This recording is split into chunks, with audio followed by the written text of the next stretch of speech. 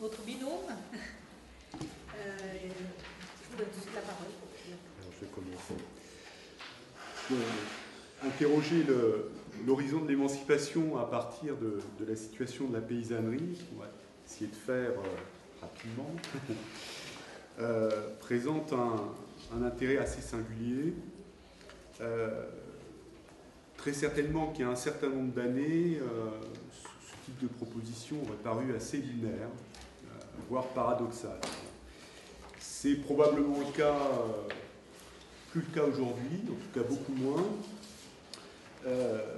parce qu'il y a une évolution des représentations importante qui s'est produite, alors qui est loin d'être générale, mais en tout cas dans une partie, on va dire, de la gauche radicale, du mouvement social, et sans doute aussi d'une partie de la population au sens large.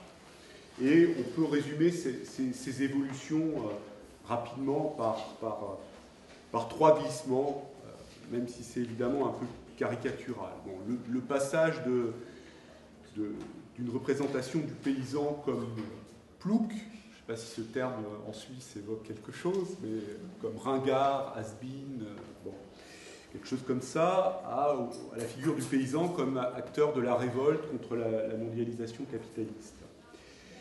Le passage d'une vision de la petite production comme un carcan économique et social à une vision qui met en avant ses atouts agroécologiques et sociaux,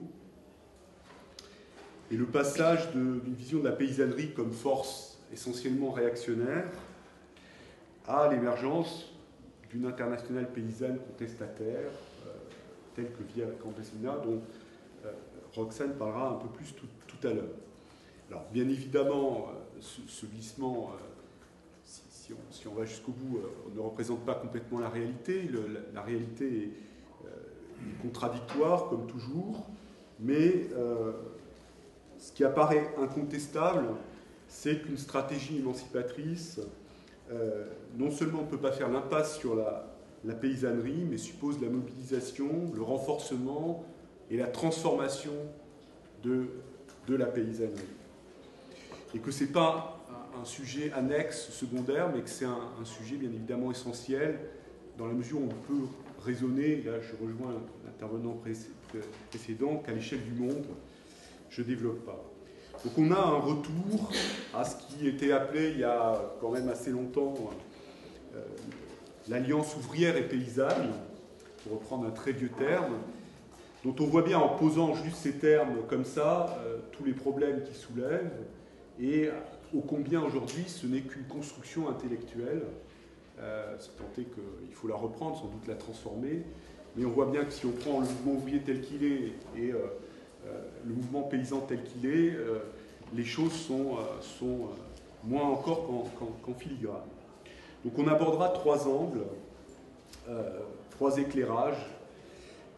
La première chose, c'est la question du travail agricole comme mode de surexploitation et d'aliénation, dont la transformation est inséparable d'une perspective d'émancipation. Ce n'est pas quelque chose qu'on peut laisser de côté comme un problème annexe pour après, quelque chose comme ça. L'apport à la réflexion émancipatrice des luttes paysannes et des expériences alternatives initiées par le mouvement paysan.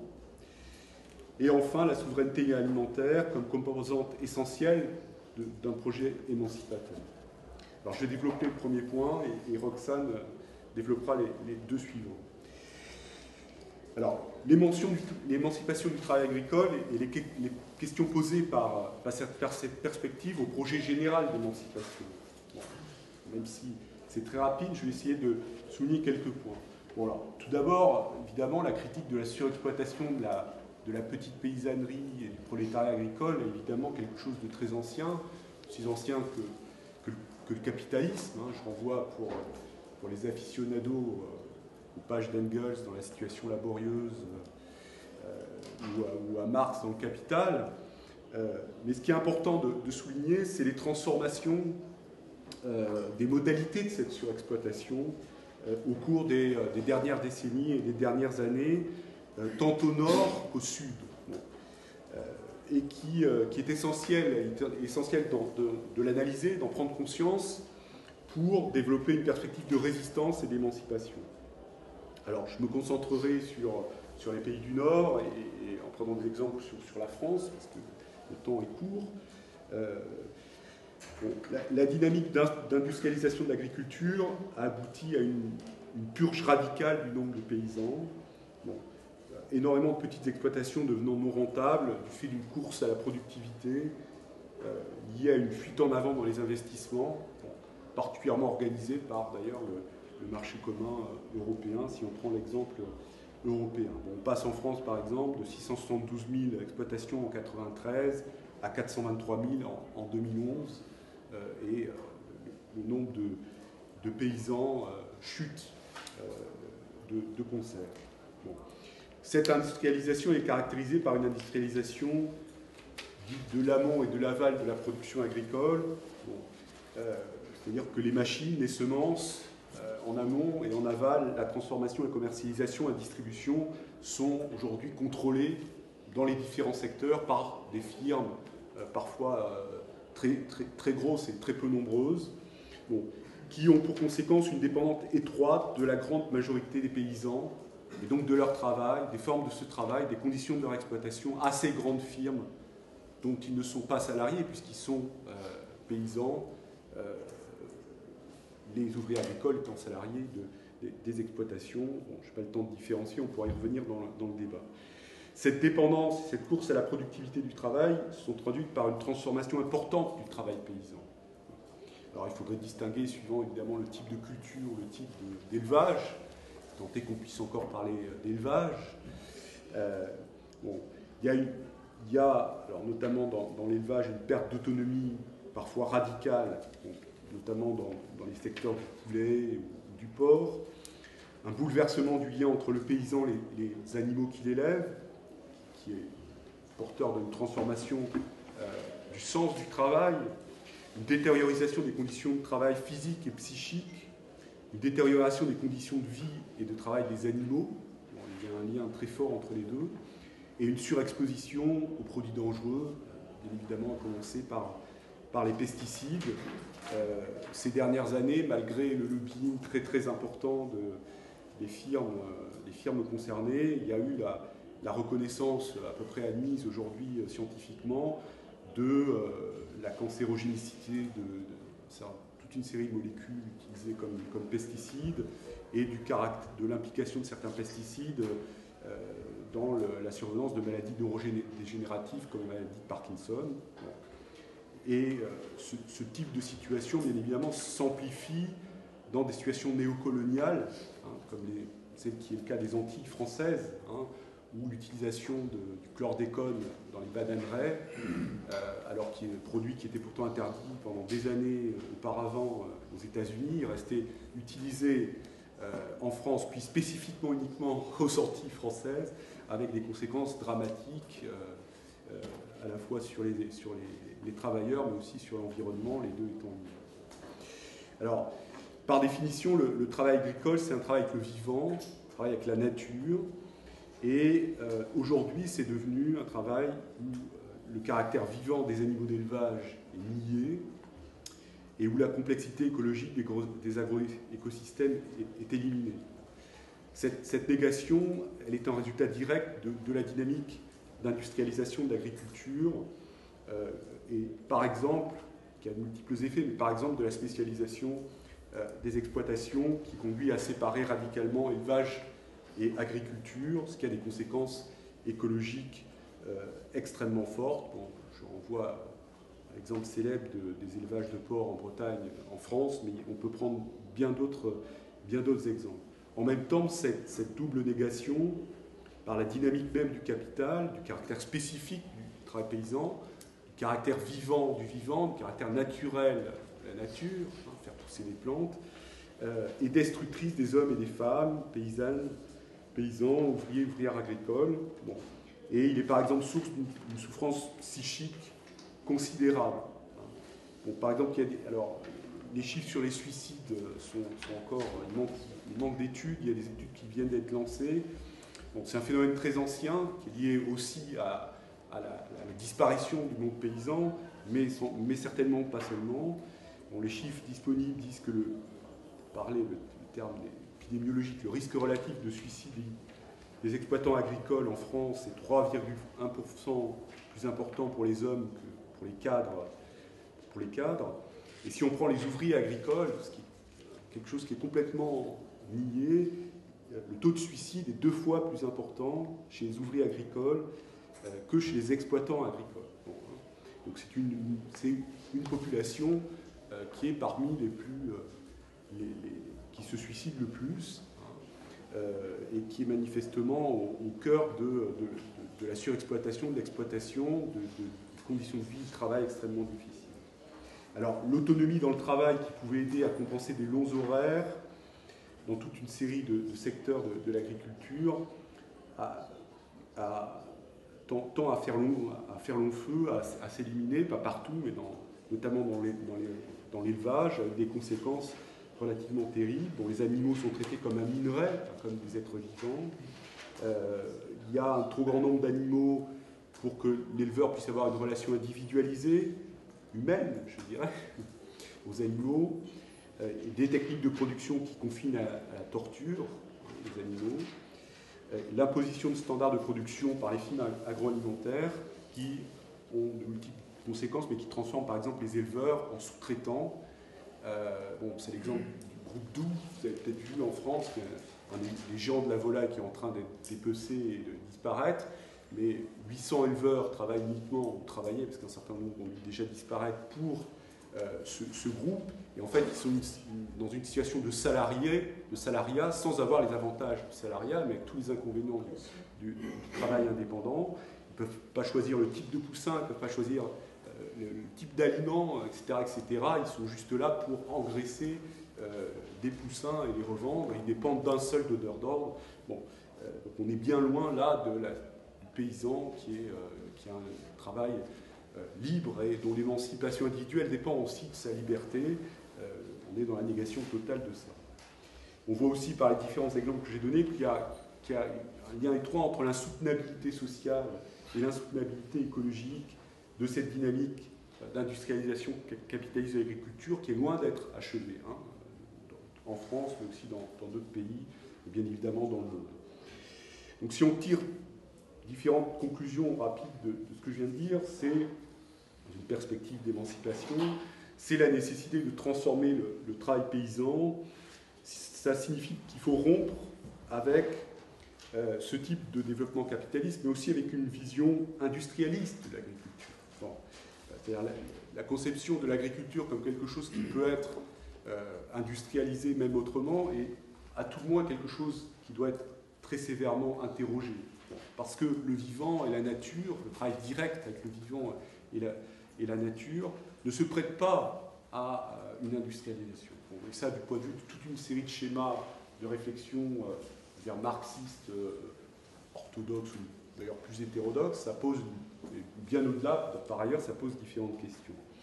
L'idée que le progrès équivaut à moins de travail humain et au développement de la mécanisation et de l'automatisation est aussi à remettre en cause. Ce n'est pas forcément qu'il faut casser toutes les machines et supprimer les machines agricoles. Ça signifie que la perspective qui consisterait à dire on va supprimer complètement tout travail manuel dans l'agriculture apparaît de plus en plus aberrante, et qu'il y a un retour en arrière à faire si on veut changer l'agriculture. Et ça aussi, c'est quelque chose d'extrêmement nouveau, bon, que Daniel a déjà souligné, mais d'autres personnes aussi. Donc ça signifie qu'il faut avoir une création d'emplois agricoles, mais en même temps le retour au travail paysan, du paysan à l'ancienne, est quelque chose qui paraît difficilement concevable. Et donc ça signifie que l'organisation économique et sociale de l'agriculture doit être aussi modifiée de manière à favoriser l'épanouissement des travailleurs, qu'ils soient indépendants ou qu'ils soient salariés, et des travailleuses. Bon. De ce point de vue-là, un des éléments nouveaux dans le débat, c'est le fait qu'il y a de plus en plus de femmes, hein, qui sont d'ailleurs tant exploitantes ou co-exploitantes que ouvrières agricoles dans un pays comme la France. Hein. Par exemple, si on prend le nombre d'exploitantes et de co-exploitantes, on est passé de 12% en 1988 à aujourd'hui à 27% de la population totale. Hein. Donc on voit qu'il y a, dans la crise globale des effectifs, il y a une proportion relative qui augmente, hein, et c'est un changement dans la donne, évidemment. Donc un travail paysan synonyme d'émancipation individuelle suppose aussi de rétablir le lien privilégié avec la nature et le vivant, et que c'est relativement incompatible avec la conception d'une agriculture organisée, structurée par des exploitations géantes, suréquipées mécaniquement, et que c'est dans ce cadre-là que doit reprendre le débat sur l'articulation entre les formes individuelles et collectives de production et de propriété.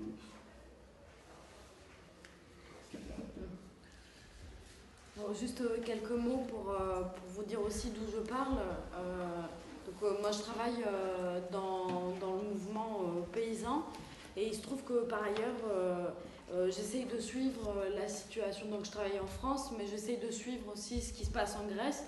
Et l'idée aussi de cette intervention, c'est par rapport à ce qui se passe là-bas, qui est en lien évidemment à la crise énorme que traverse le pays et aux politiques de destruction qui ont lieu là-bas.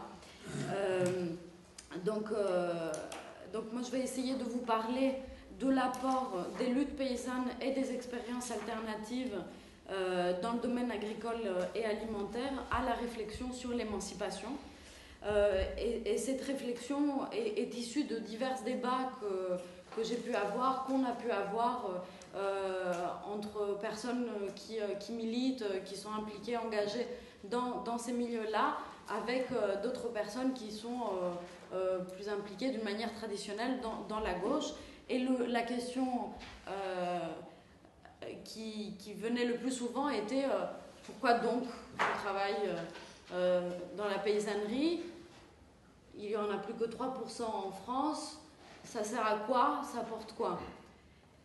Donc je pense que ça apportait avant quelque chose, et d'autant plus maintenant avec le contexte de crise. Ça a été dit en introduction, les questions alimentaires et agricoles reviennent au premier plan, y compris dans les pays du Nord. Donc nous pensons, comme ça a été dit, que les questions agricoles et alimentaires se situent sur cette frontière écologique entre écologie et sociale, et c'est en ça qu'elles elles font apparaître des éléments importants. Et nous pensons aussi qu'elles permettent une certaine rencontre entre le mouvement écologiste, paysan et ouvrier, ce qui interroge également, comme le disait Maxime tout à l'heure, ce qui pose la question du sujet justement de l'émancipation. Il y a aussi quelque chose qu'on a l'habitude de dire dans Via Campesina, c'est qu'elles permettent de combiner d'une manière, et je vais essayer de l'expliquer dans mon exposé, les revendications immédiates, c'est-à-dire la défense des travailleurs dans l'agriculture, et le projet agricole global qui pour moi est la souveraineté alimentaire, ce que je vais dire tout à l'heure si j'ai le temps. Donc tout d'abord, quelque chose d'important dans ces luttes paysannes et dans ces expériences agricoles et alimentaires, c'est, il me semble, comme dans les autres luttes écologiques, l'idée de défendre le bien commun qui est en cours d'être privatisé. On le voit dans les luttes contre l'accaparement du vivant, contre la marchandisation du vivant, par exemple en s'opposant au brevet. On le voit également, ça a été dit, dans les luttes contre l'accaparement, l'appropriation des échanges non marchands entre paysans dans le domaine des semences en particulier.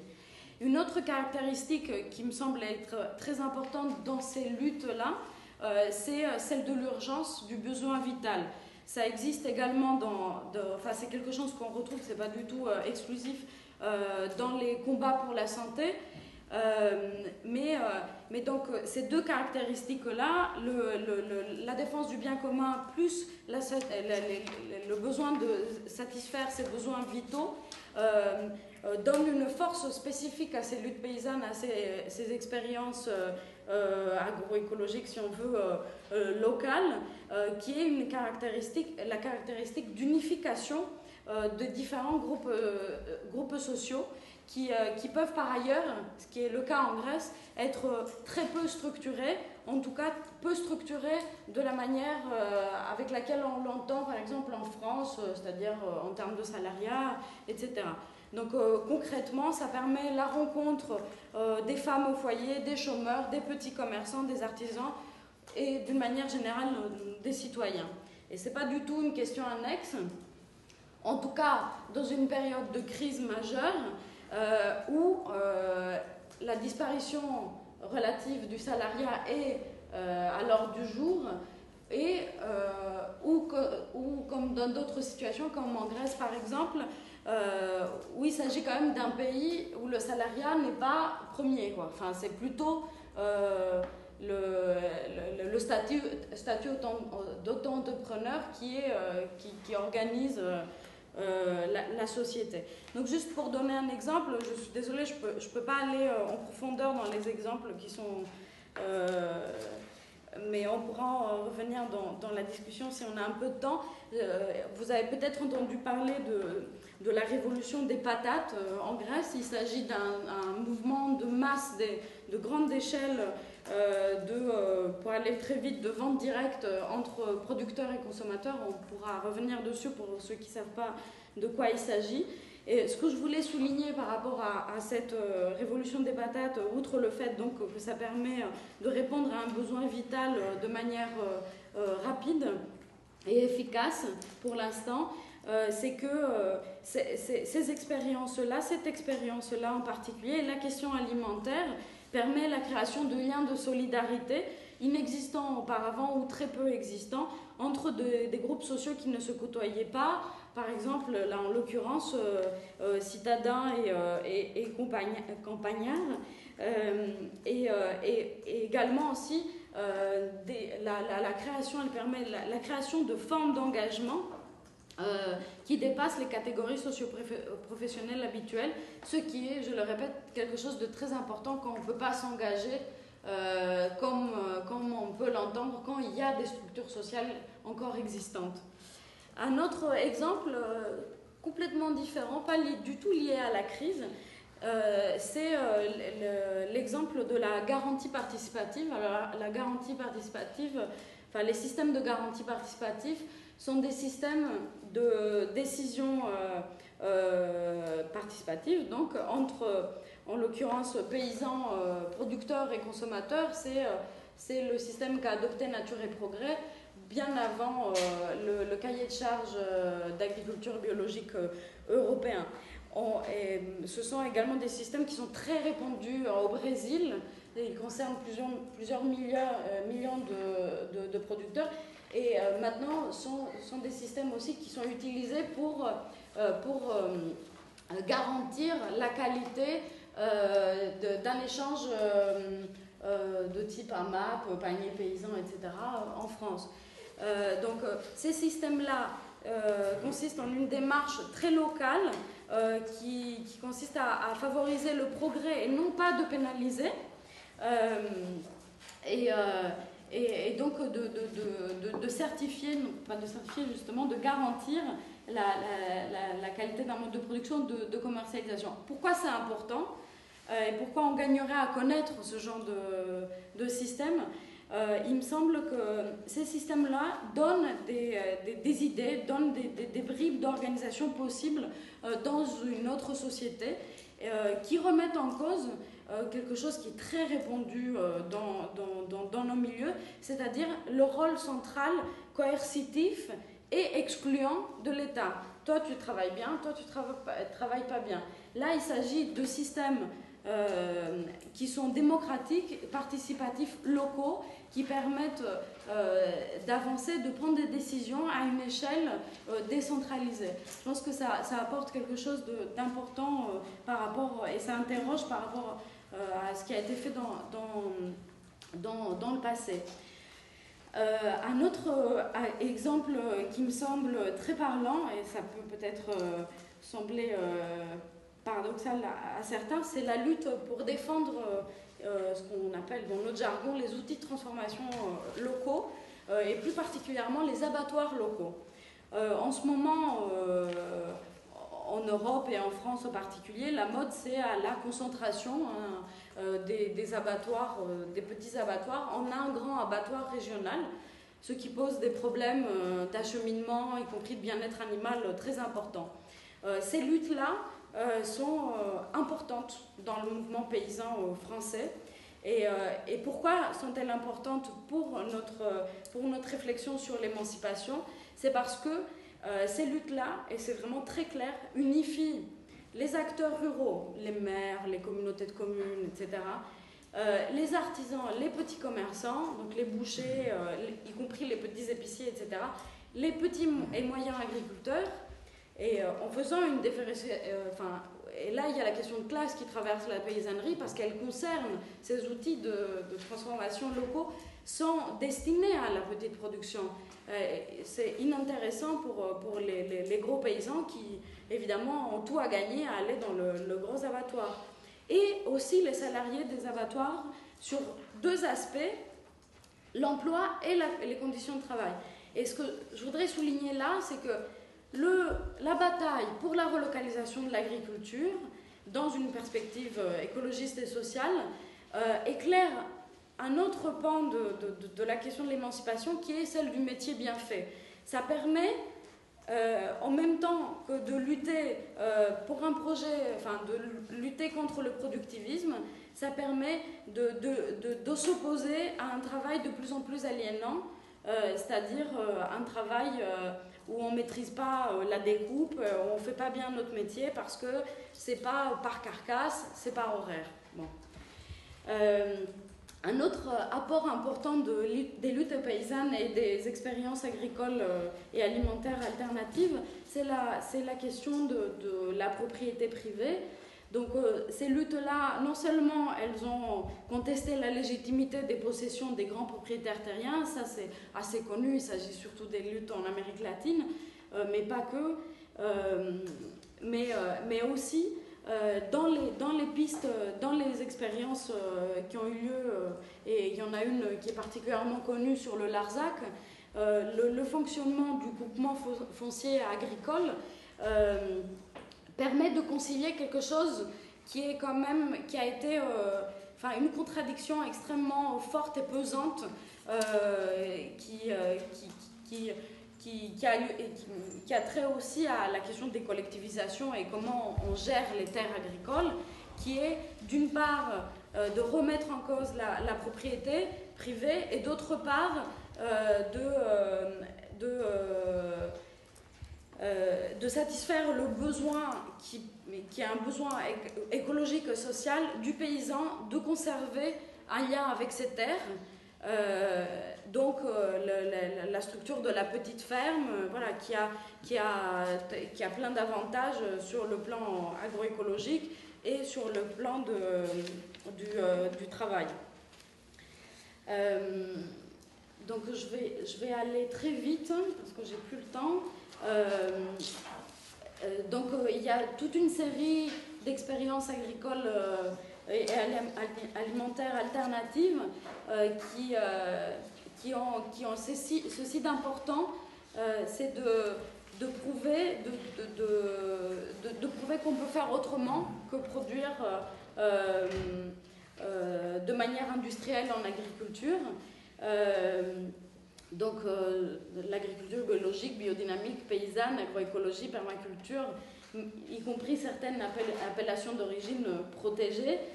C'est autant de techniques de production agricole qui permettent de respecter les possibilités naturelles d'un territoire ou de s'y adapter et de renforcer sa production. La caractéristique importante, il me semble, c'est vraiment cette preuve qu'on peut faire autrement en dehors de l'agriculture industrielle et y compris la préservation des savoirs et savoir-faire qui, s'il n'y avait pas ces gens-là qui avaient fait ça depuis tant d'années, on n'aurait plus de savoir, on n'aurait plus de savoir-faire pour ceux qui en restent. Après, il y a la question de la commercialisation, AMAP, panier paysan, coopérative alimentaire, commerce équitable, une certaine forme de commerce équitable, on peut revenir dessus. Ce sont autant de pistes d'organisation des échanges alimentaires hors du marché. Et c'est pas non plus une question, c'est pas du tout une question annexe parce qu'on n'a pas réellement de politique agricole alternative en ce moment. Et ces questions restent ouvertes et interrogent notre projet d'émancipation du point de vue du productivisme, mais aussi de la planification. Je vais aller très vite. Une autre question importante, c'est un apport important du mouvement paysan et l'aspect internationaliste. Via Campesina compte 200 millions d'adhérents dans le monde. C'est très étonnant, hein, parce qu'il y a beaucoup de monde qui ne croit pas, hein, quand on le dit, hein, parce que c'est vrai qu'il y a un paradoxe entre cette idée du paysan avec un engagement local, extrêmement local, et d'autre part cette internationale qui a été actrice dans le mouvement altermondialiste également. Une des pistes, je pense, de compréhension de ça, c'est que très rapidement, à partir du moment où l'agriculture a été intégrée dans l'OMC, le mouvement paysan s'est rendu compte qu'il était obligé d'agir au niveau international, que c'était absolument impossible de s'en passer. Un autre aspect important, c'est la place des femmes dans le mouvement paysan, qui sont souvent celles qui restent derrière et qui s'occupent de la production alimentaire et qui, par ce biais, évidemment, préservent un certain nombre de savoir-faire. Elles sont souvent les gardiennes de ces savoir-faire non marchands, comme les semences, très souvent, et assurent de ce fait aussi la survie de la famille et du village. Il ne s'agit pas du tout d'un rôle attribué a priori, mais plus d'un rôle qu'elles prennent dans la réalité. Donc souvent les alternatives qu'on retrouve dans les pays du Sud reposent sur ces paysannes. Un dernier point, c'est la question du territoire. Je vais pas développer du tout, mais les questions agricoles et alimentaires posent directement la question de quel aménagement du territoire nous voulons pour s'émanciper. La fracture ville-campagne, urbain-rural, les jardins urbains sont des intrusions de la campagne dans la ville. Tout ça, ça questionne y compris la construction de l'espace capitaliste, et c'est quelque chose d'important qu'on n'a pas l'habitude de traiter, qu'il faut mettre en avant. Juste pour conclure, donc, il me semble que